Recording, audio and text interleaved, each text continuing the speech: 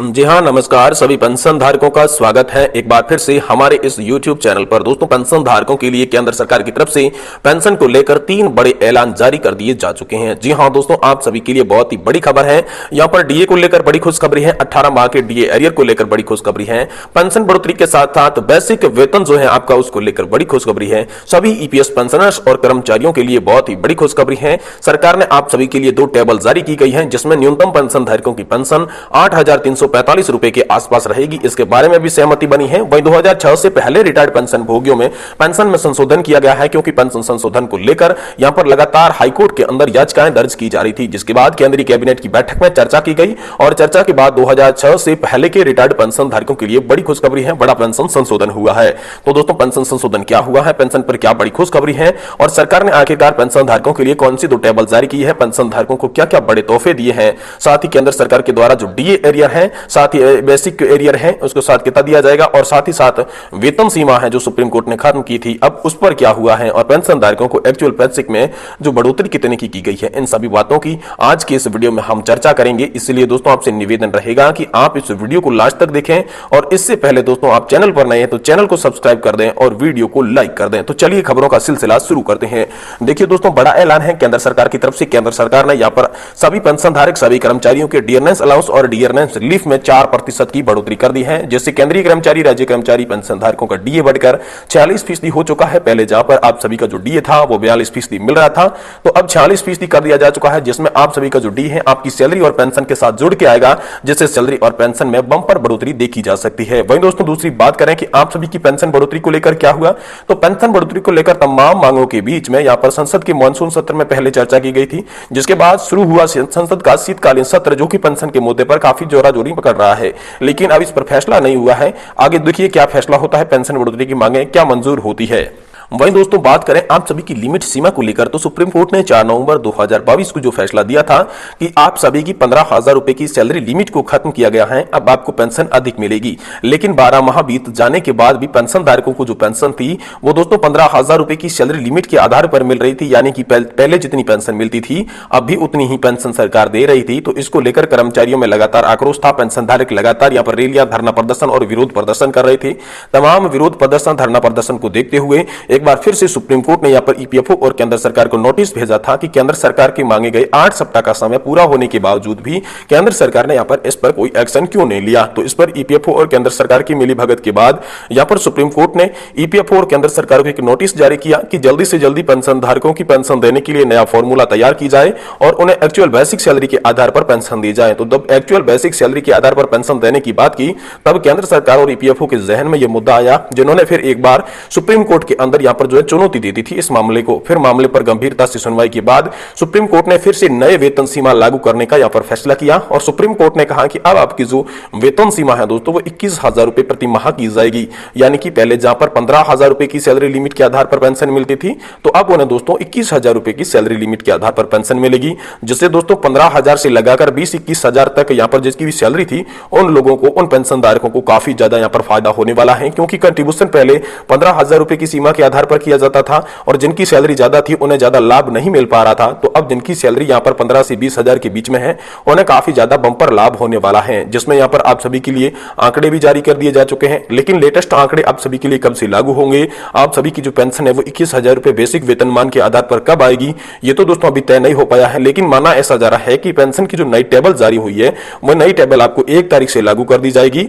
और 1 तारीख के बाद ही आपकी पेंशन में बंपर बढ़ोतरी देखी जाएगी। ऐसी उम्मीद सभी कर्मचारी और पेंशन धारकों की है और सरकार के द्वारा भी ऐसे आश्वासन दिए जा रहे हैं, क्योंकि ईपीएफओ द्वारा यह कहा गया कि ईपीएफओ इसके लिए जल्द से जल्द फॉर्मूला बना रहा है। मान लीजिए फॉर्मूला तो तैयार हो गया है, लेकिन पेंशन का वितरण किस आधार पर किया जाएगा उस आधार को मुख्य मानकर यहां पर चर्चा की जा रही है। तो पेंशन धारकों के लिए यह बड़ी खबर है कि अब उनका डीए भी बढ़ा है, उनकी पेंशन में बढ़ोतरी की गई है और उनका जो वेतन सीमा है वो भी बढ़ी है। तो दोस्तों अब आपको पेंशन ज्यादा मिलने वाली है। वहीं पेंशन धारकों के लिए दोस्तों हाल फिलहाल में 2 पेंशन की टेबल जारी की गई, जिसमें पहले यहाँ पर ईपीएफओ और सरकार ने मिलकर एक संयुक्त टेबल जारी की गई थी, वो सिर्फ ट्रायल के लिए थी, उसके आधार पर किसी को भी पेंशन नहीं मिली थी। तो एक बार फिर से पेंशन धारकों ने मांग की थी कि क्या इसी टेबल के आधार पर हमें पेंशन मिलेगी या फिर सरकार किसी प्रकार की अन्य टेबल जारी करके उसके आधार पर पेंशन देगी। तो इसको लेकर यहाँ पर सरकार ने 2 टेबल जारी की है, जिसमें सरकार ने यह कहा कि जो ज्यादा पेंशन पाने के हकदार है, उच्च पेंशन का जिन्होंने भी विकल्प चुना है, उनके लिए अलग टेबल के आधार पर पेंशन दी जाएगी और जिन्होंने एक्चुअल बेसिक सैलरी जो 15,000 रुपए की सैलरी लिमिट थी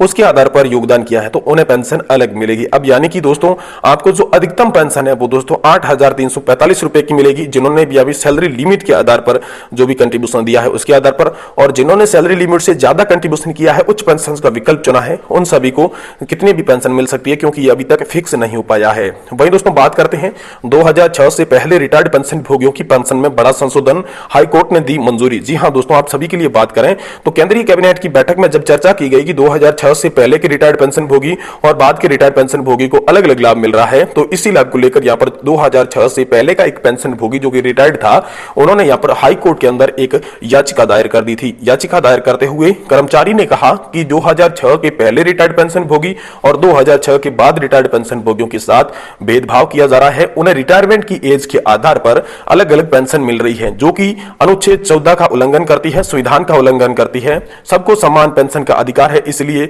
इस मामले की जांच की जाए। तो दोस्तों हाईकोर्ट ने इस मामले को एक बार फिर से खोला, जिसमें दोस्तों हाईकोर्ट ने आदेश ये दिया कि 2006 के पहले का चाहे पेंशन भोगी हो चाहे बाद का रिटायर्ड पेंशन भोगी हो, उन पेंशन भोगियों के साथ उनकी रिटायरमेंट की एज या फिर रिटायरमेंट की डेट के आधार पर भेदभाव नहीं किया जा सकता, क्योंकि सभी पेंशन धारक जो वो समान रूप से समान वर्ग बनाते हैं, समान हक पाने के हकदार है, सभी को एक समान लाभ देना चाहिए। ये जो सरकार की भेदभावपूर्ण की नीति है इसे खत्म करके सभी पेंशन धारकों को एक समान पेंशन देनी चाहिए। जिसके बाद तो दोस्तों 2006 से चाहे आप पहले की रिटायर्ड पेंशन भोगी है चाहे बाद के रिटायर्ड पेंशन भोगी है, लेकिन अब जो आने वाले समय में आपको पेंशन है, ये पेंशन दोस्तों आपको समान मिलेगी, एक जैसे ही पेंशन देखने को मिलेगी। तो ये बड़ी खुशखबरी 2006 से पहले की रिटायर्ड पेंशन भोगियों के लिए, क्योंकि बाद वालों को तो उच्च पेंशन मिल रही थी लेकिन जो पहले रिटायर्ड हुए थे उन्हें पेंशन कम मिल रही थी, तो अब उनकी भी पेंशन जो बाद में रिटायर हुए हैं उनके बराबर कर दी जा चुकी है। तो पेंशन धारकों को हाईकोर्ट के इस निर्णय से बहुत ही बड़ी राहत मिली है। लेकिन जो सुप्रीम कोर्ट के अंदर EPS 95 पेंशन धारकों का केस चला था, जो कि यहां पर लगभग 12 महीने हो चुके हैं, उस पर निर्णय आए, जिसके बाद एक बार फिर से सुप्रीम कोर्ट के अंदर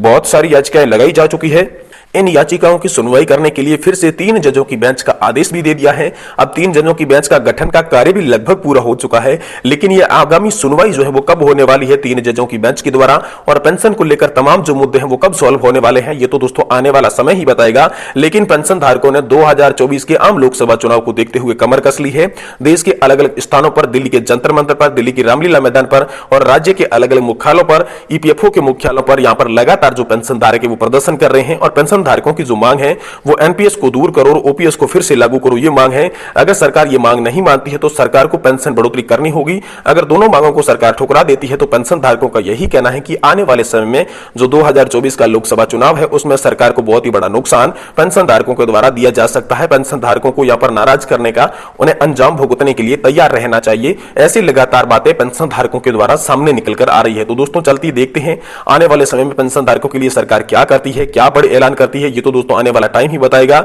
इससे पहले दोस्तों आप हमें कमेंट करके ये जरूर बताएं कि आप कहां से ये वीडियो देख रहे हैं, आप कब रिटायर होने वाले पेंशन धारक हैं और आपको हाल फिलहाल में कितनी पेंशन मिलती है, ये दोस्तों आप हमें कमेंट बॉक्स में कमेंट करके बताएं। फिर से दोस्तों इस चैनल को जुड़ने के लिए आप सब्सक्राइब करें, वीडियो को लाइक करें, अपने दोस्तों के साथ शेयर करें, ताकि दोस्तों आप सभी को जैसे ही पेंशन से रिलेटेड कोई भी बड़ी न्यूज हो वो सबसे पहले मिल सके।